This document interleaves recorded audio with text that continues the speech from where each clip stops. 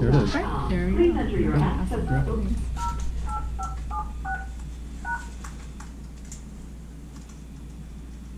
If you are the host, It's pretty press secure. star now. So please enter your I did PIN before, it followed by the didn't work, pound so or I hash. But If that's you do it, not yeah, know your that's PIN, fine. please enter.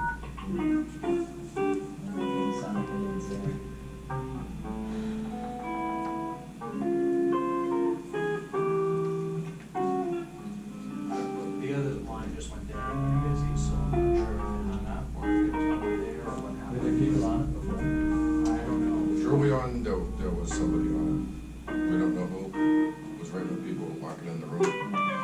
So this is the, so we'll go back to the tried number. Try to do it on that, it doesn't sound like anyone. You know that Wait, Joyce wanted a can't moderator take it, right? access code. I have it, she said all that. that. Have never before.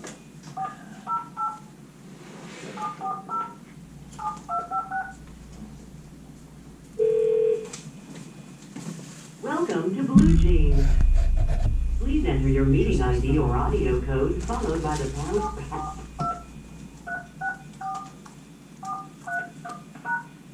If you're a participant, press pound or hash now. If you're the moderator, please enter your passcode. You are now being placed in the meeting. That was the magic, the moderator code. Oh. Please wait for a participant to join the meeting. So there's nobody. Yeah, at least it's open in case people, I think that, this is Right, the, just in case, that's the access. that's the official agenda, and yeah, that's the one that was in the. All right, public thanks, notice. Michael. Okay. Look, it's closed. Just doesn't get too high. You gotta say the word. All right, any comments?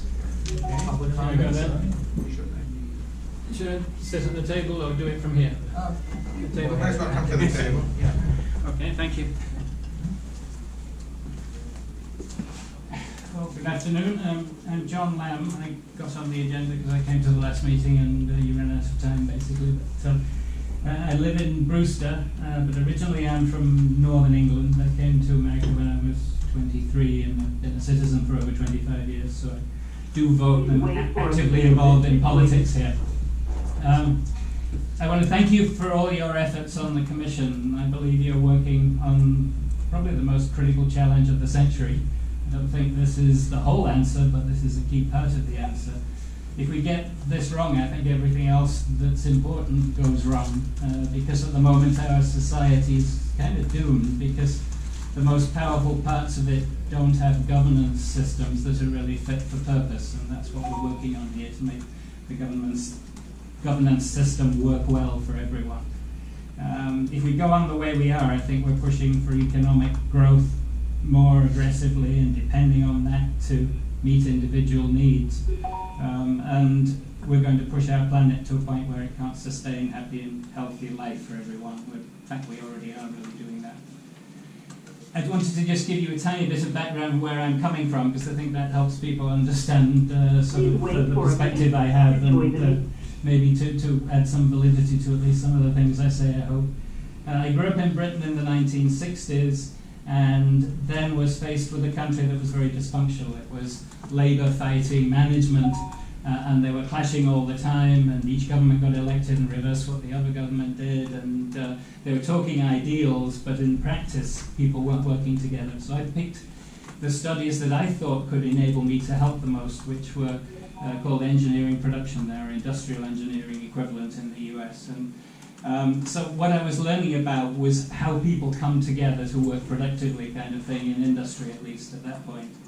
And when I came to the US and practiced that, I realized that often the solution was the whole business, not just the operations. And so I went to a local business school and got a business degree as well, so I could sort of speak the entire language of business. So I've spent most of my career working in helping global organizations come together to work together more effectively across cultures, to decide what their objectives are, and then work together effectively to deliver on them, facilitating changes that make them more effective, mostly in the medical diagnostics and devices arena. But I've also worked in Africa helping a region come together, helping the tribes, the political leaders, the religious leaders, and everybody who is in a leadership role in a region come together to devise their own strategy and then how to implement it. So that's the sort of background. I like to sort of fix things on a big scale, sort of human things. It's obviously not just me, and usually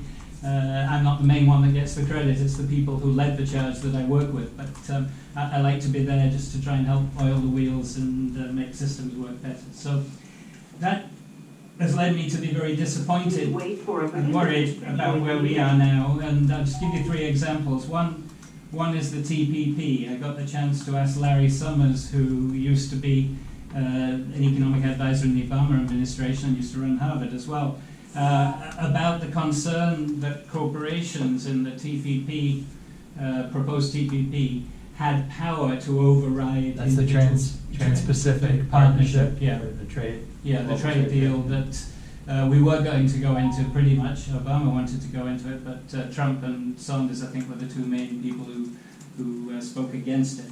And trade is generally good, it can be very helpful, but the problem with TPP was that it gave corporations power over governments. If governments wanted to do anything to protect their environment, to protect the health of their people, corporations could sue them for lost profits because of that.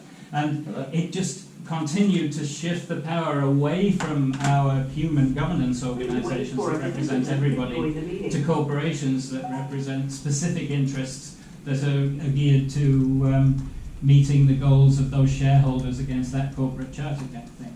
So I'm in no way against capitalism. I work for sort of capitalistic companies all the time. But we need governance to stand against it or stand alongside it, however you look at it, but to take an independent view to manage markets. I think if we go back to history, a lot of our best local governance procedures were based on the sort of tragedy of the commons issue, where people shared common space and they were all using it too much, and they had to come up with a way of governing it to decide how they would share it out in a way that allowed everyone to benefit rather than self-destructive competition kind of thing. And I think we're wrestling with how to do that with global business now in a major way.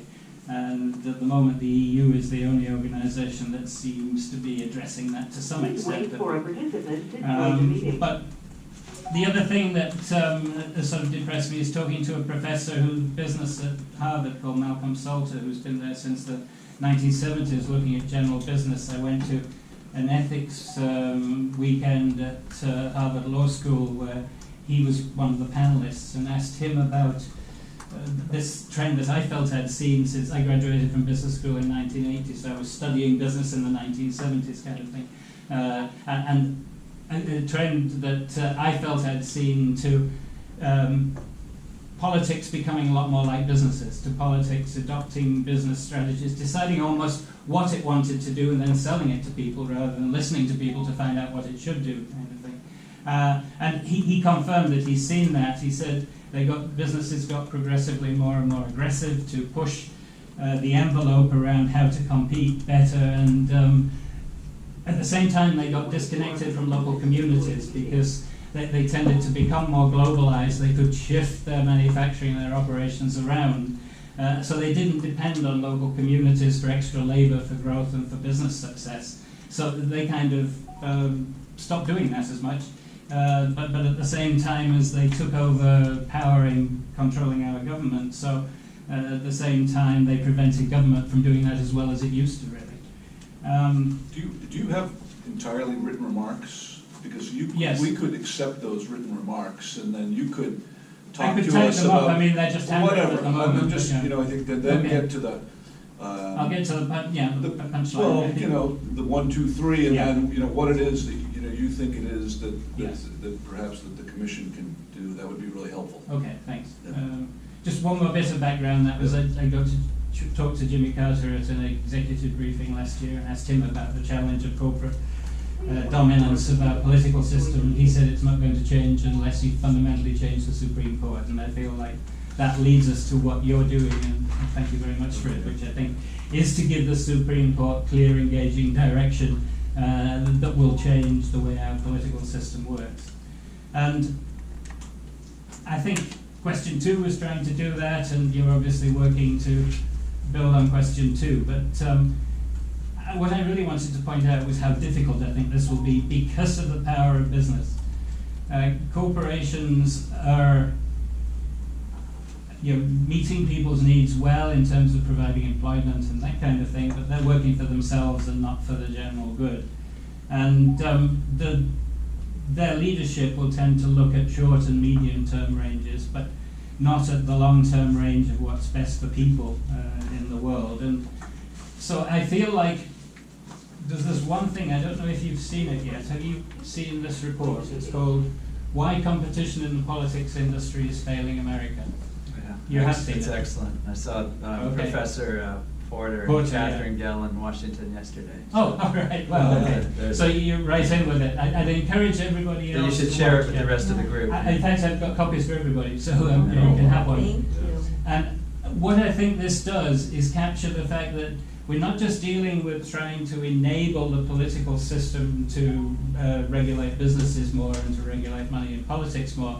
We're dealing with an entrenched industry that they characterize. Michael Porter is sort of one of the recognized world leaders on corporate strategy going back to the 1970s. And he developed a framework to look at how strong a particular business sector is. And he looked at the politics industry as a business sector, as you have heard, and realized it's like a $16 billion, perhaps, in those ways, it's at least $8 billion a year business, that has suppliers who are dependent on the two main political parties, and they're behaving like a duopoly, and they prevent anything from happening from outside. So there's many thousands of people in this industry whose income depends on business as usual. And business as usual is addressing the people who bring the money, who get them elected, and a few select segments that will always vote in primaries. And parties can keep their power that way, but it's forced us to get more polarized because it's not in those the big business system interests of the business, the duopoly. It's not in their interest to actually solve problems for people, and there's data in this report that shows that they haven't, that they're working for rich special interests and not for people. And there's reports on our social progress index globally that shows how it's gone down systematically, particularly over the last few years.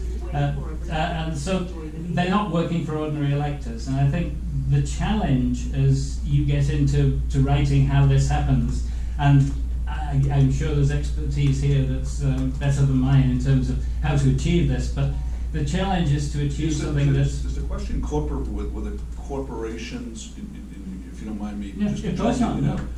is the question whether corporations, it's the way that they are operated? I mean, you just said that they're not in the service of the electors, or they're not. No, they're in the service of their shareholders. That's a whole. This is the Democratic Party and the Republican Party I'm talking about now. The two main entities competing in this politics industry kind of thing. So I'm talking about the politics industry specifically. Okay. And those two people, those two organizations have become duopolies. I'm not pointing a finger at any individual Okay. people. Probably people didn't know it was happening half the time. But No, I didn't know. I wasn't sure whether it was pointing at corporations and the way that they're run. Now I'm hearing that it's I mean, corporations are doing the right thing. I mean, Parties. they're run for their own success, but we need government that can stand aside from that and regulate the marketplace so that corporations work in their own long-term interests, but in the short and medium as well term interests of all the people in the countries that they operate in any way. So, but what I'm talking about is that the problem isn't just to convince politicians. The problem is to change this political system that is, that they characterize as a political industrial complex that is very self-serving, has prevented competition. You can give over, even officially, you can give over $100,000 to a political party in an election cycle, as long as it's the Democrats and the Republicans. You can only give $5,000 or so. If it's any other party, so they've shut off the barriers to competition. It's going to be very hard to shift this industry. So what I'm saying is that there needs to be really strong language that requires regulation of money in a very firm way, and that takes away corporate personhood very clearly, because if there are any ways to chip back at it, the corporations have the power to lobby for it in many ways, obviously taking cases to the Supreme Court. But the industry itself, the politics industry, isn't set to fight back. It's not set to work for us. It's set to work like another corporate environment, another corporate market area kind of thing. So we need to really shake that up. And what this sort of suggests is we need to change the way elections work, which we can do at the state level, state by state, to create more voter choice.